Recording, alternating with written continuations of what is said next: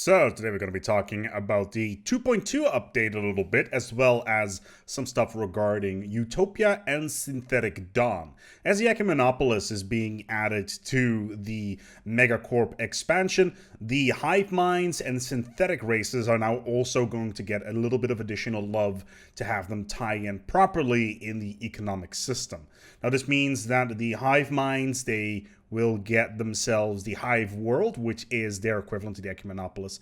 And of course, the Synthetic Dawn species will get an update to their already existing Machineworlds. Now, once again, this is a video specifically for the 2.2 changes to Synthetic Dawn and Utopia. You will need either of these expansions in order to make this work. Hive Minds is Utopia, and Synthetic Dawn, obviously, for the Machineworlds. Anyway, let's take a look at our planet here and what we actually have. This is a very straightforward world. It's size 20. It has a bunch of stuff on it that is relatively interesting. We got, like I mentioned, 20 tiles.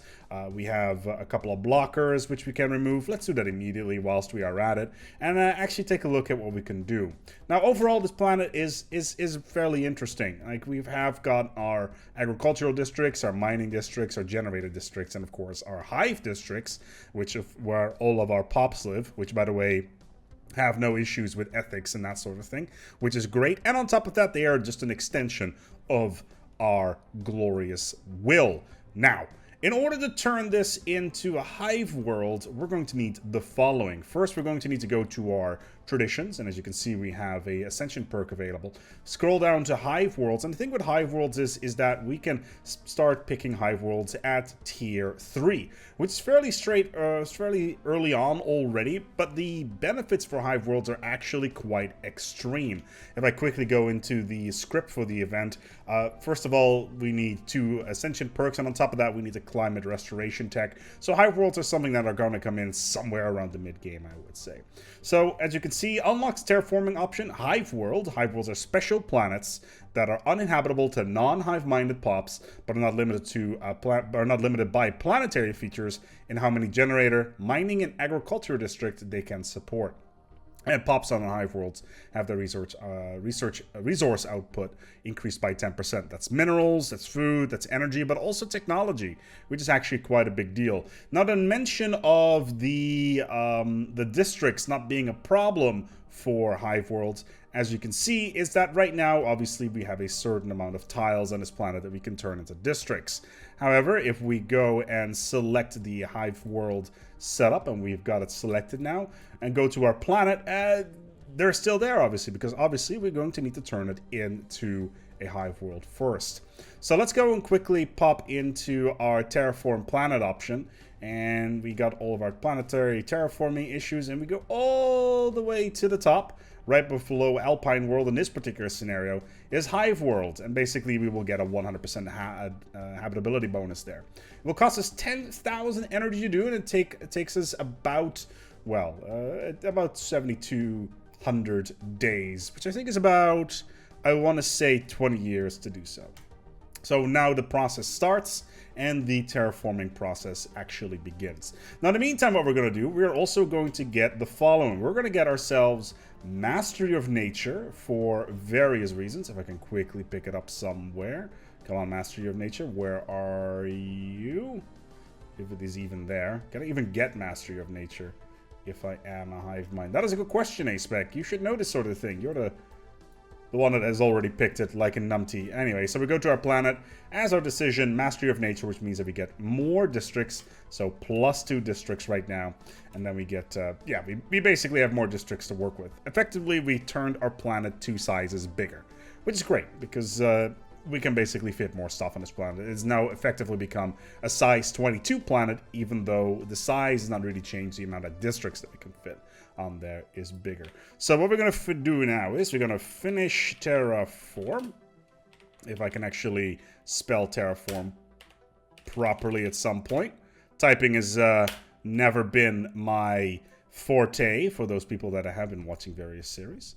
There we go. The planet has now become a hive world, and as you can already see right off the get-go is that we got the planet turned into something really cool, even though it feels very similar to the the worlds done by the Scourge. Anyway, that's not the important part. The important part is that we no longer are being held back by tiles. Now, the important thing here to realize is that all of our planetary unique items, such as whether or not we got crystal caverns or gases or anything like that that are on the planet, will now be removed from the planet as a modifier, which is obviously a pretty big deal. So don't do this thing on a planet where you're getting strategic resources from. Don't mess with those. You want to basically set this up for whatever you want to, as long as it's not those strategic resources. But the more important thing is that you notice that we are not being held back by districts anymore. This means that we can go completely ham in specializing this particular planet. So let's say we want to build nothing but agricultural districts on here. We can totally do that. Let me just quickly move things up a little bit, and there we go.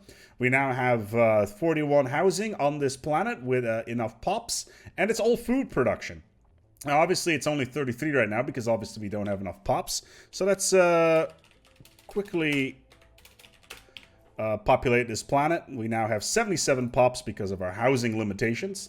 So let's take a quick look here. Let's get a couple of hive warrens on here. Just get a little bit more population, that sort of thing. Maybe also a bonus to hydroponics and food processing. And now we populate again, and now we got 125 pops on here. As you can see, we're now producing 420 food. Now we can max that out even more if we really want to. And we can do basically the same thing with all resources, whether or not it's alloys or any of the other resources that are in the game. There we go. So yeah, effectively what we can do now is we even have more housing, so we can even maximize things a little bit more to have 184 pops.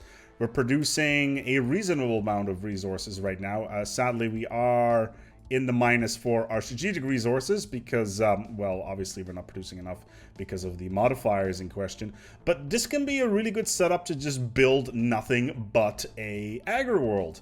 But at the same time, we can also just have nothing but mining districts. So those now will all be adjusted. There we go. We can even squeeze in a couple more. So now we have three hive districts, a bunch of mining districts, and we still have 7 districts remaining, I think, so we can probably squeeze in even more. There we go. But yeah, it's probably some housing, I guess. There we go. So let's just build 3 more. That's the one. So now we're maxed out on our districts, and as you can see, our mineral production is actually a lot higher now. Now the problem in this particular case, obviously, is that we're running in the minus on our strategic resources, which is impacting our economy at a much larger scale, which is obviously a problem. But if you want to play as hive minds, and of course you won't be held back by ethics, then this is a great way to specialize your worlds in general, which is pretty awesome to say the least. Hey, you want to have an agri-world? Perfectly possible. You want to have a mining district world? Perfectly possible. You want to have something that just generates a ton of energy? Also totally possible. You're gonna have to watch out in the meantime, though, regarding energy income as well as food distribution, that you're going to need to have support planets all dotted all over the place in order to support your hive worlds, basically. So having 3 or 4 different types just to generate energy, minerals, and food, and to specialize is probably a good idea. Let's take a look at the synthetic races. So welcome to this machine race that we've set up. We've just grabbed the Tethered homolog, which is one of the starter species that you can pick. If you have Synthetic Dawn, you will need Synthetic Dawn for this particular setup. We're going to be talking, once again, about the machine world in this particular case. So we got our standard style machine world over here. Here's our capital world, but it looks way too watery and way too green, and we're going to need to do something about this. So let's quickly pop over towards our machine world. And as you can see, we have a lot of tiles. Wow, that's a lot of mining districts right there. We even have some special ones as well that we will probably need to get rid of if we can do so. We don't have instant build setup in this particular case. So let's just quickly clear all this stuff. So we got all these districts that are being cleansed. And the thing with this is, well, it would be nice if we could completely specialize this world, just to generate nothing but minerals or energy and housing. Food we don't need, because obviously we're a machine race, so it doesn't really apply to us, and there's our machine assembly plant. Anyway, as this nice blue ball over here, which is covered by synthetics, needs to have a little bit of flavor, we're once again going to go into our Ascension perks and go to an empty Ascension slot and go for Machineworlds. Now, Machineworlds are very similar to the Hiveworlds that we talked about earlier a little bit, but instead of having a maximum amount of generator mining districts, all food districts will be destroyed on the planet, which makes perfect sense because obviously we are in fact synthetic. And instead of having all resources output being increased by 10%, which is the case here as well, housing usage will also be reduced by 10%. So we can fit those robots anywhere. And as mentioned, any existing agricultural districts will be destroyed. So we can just pick this fairly easily, and we select our planet. We go to our decision. First of all, Mastery of Nature, because we want to have those additional districts. We go to our Terraforming setup. We scroll down to the Machine World, and we apparently do not have enough energy. So let's just quickly fix that. Wow, that's 1 million energy right there. Get the Machine World up and running, and finish terraform. There we go. And now our world has been turned into a glorious machine world, which by itself, the skin has always looked awesome from the start. Whether or not you were working with the old AI uprisings or even the contingency, the skin for the machine world has always looked amazing. So let's quickly pop in and see what we have here. As you can see, food districts are no longer an option, but we do have the opportunity to build a multitude of either mining districts or generator districts. So let's just build a ton of mining districts. We'll get a couple of energy districts in there as well if we can. We'll just max out our tech while we're at it.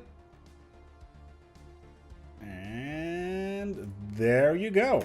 So basically what this means is that we have a maximum amount of district-related stuff that we can basically do whatever with, because overall this setup is incredibly nice, and we can produce a gigantic amount of resources. In this particular case, obviously, we have a bit of a malice due to the fact that we don't have these strategic resources. However, specializing worlds for either energy or minerals, and vice versa, is actually quite easy. But once again, the rare planetary features will be removed once you actually go for this particular decision. So yeah, Synthetic Dawn has got a little bit of love. Utopia has got a little bit of love as well. We're gonna wrap it up here. A little bit of a short video today. I'm working on the tutorial series for 2.2 right now, but I did want to get this video out there because there were some people that were specifically requesting some details regarding the new Machine Worlds and the Hive Worlds. So thank you so much for watching, and until next time, take good care of yourselves and, as always, each other.